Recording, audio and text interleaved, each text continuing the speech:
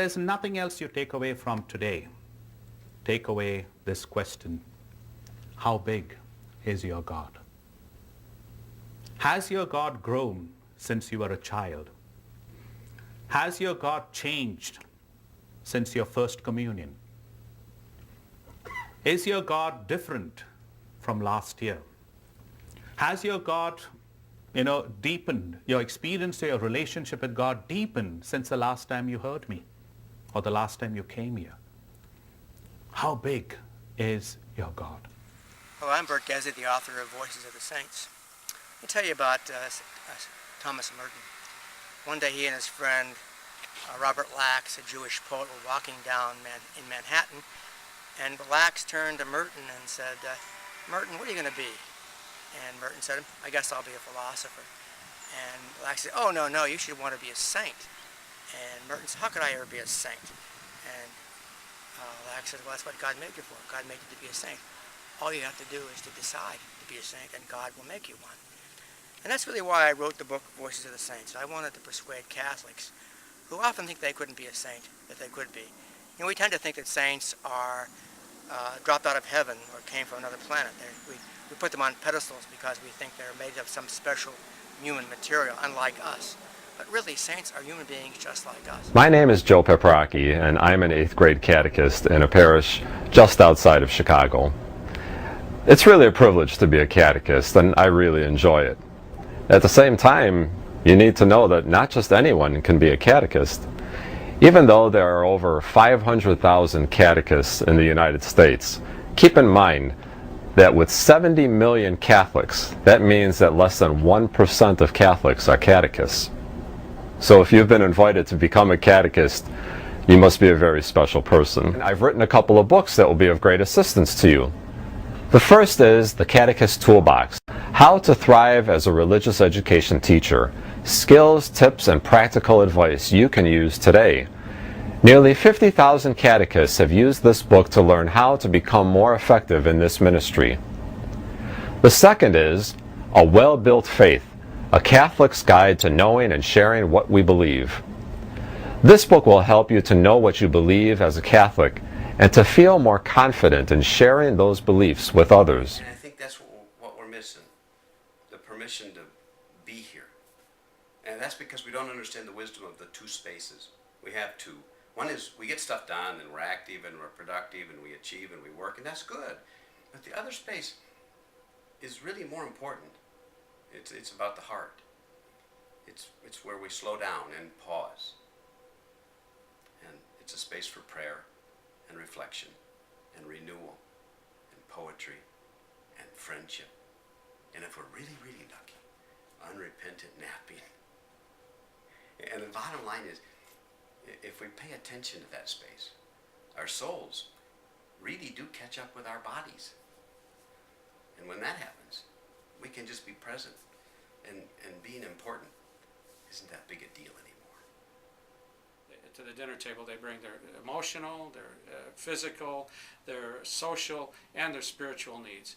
And we have a tool here that we believe can address those. Yeah, and while it's really important to get the kids to the table, that's of primary importance, then the question is, what do you do once you're there? And what I like to say a lot of times is mealtime doesn't have to be mum time. We all have shelves full of life experience.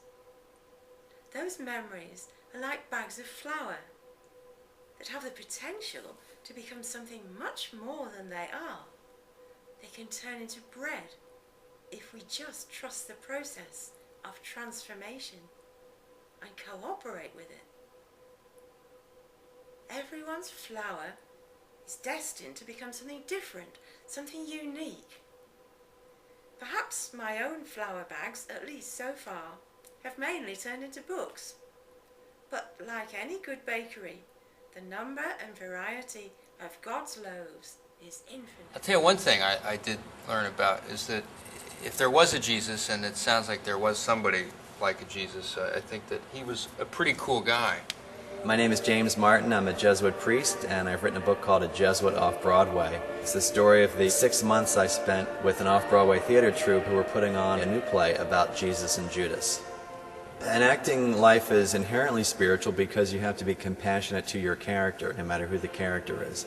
The same way a religious person needs to be compassionate to everybody. And I learned that in a way that I could have never imagined by working with this cast. I don't know a lot of priests, I haven't met a lot of priests, but I have a feeling Jim is an exceptional, I know he's an exceptional person, and I have a feeling he's an exceptional priest. But again, I haven't met a lot of priests, so, you know.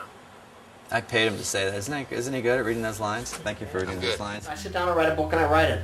And then it's up to readers to... I certainly don't want to write a stop sign. I talk to would-be writers about that. You know, stop sign means stop to everybody. But a good painting or a good piece of writing, people see different things. They're within the same parameters, but they do see different shades, different colors, if you will, because they've lived different lives.